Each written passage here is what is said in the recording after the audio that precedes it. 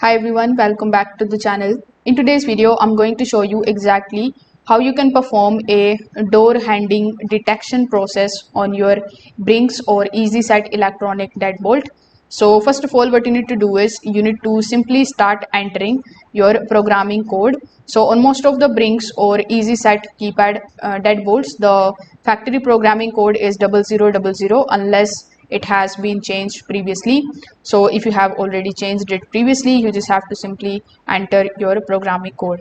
So after entering the programming code, you just have to press 0 and then you just have to simply press the EZSET button or the BRINKS button. So this is the official detect left and right hand door installation command that is found on EZSET programming.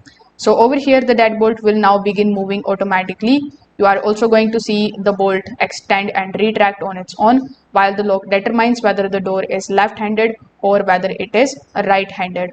Now during this process, do not touch the keypad, any thumb turn or deadbolt. If the process completes successfully, the lock will give a confirmation signal. So on the EZSET style locks, the successful programming is typically indicating by flashing the green light, and you are also going to hear two long beeps. So that's how you can basically do it. If this video helped you out, make sure that you like this video and subscribe to the channel. Thanks for watching.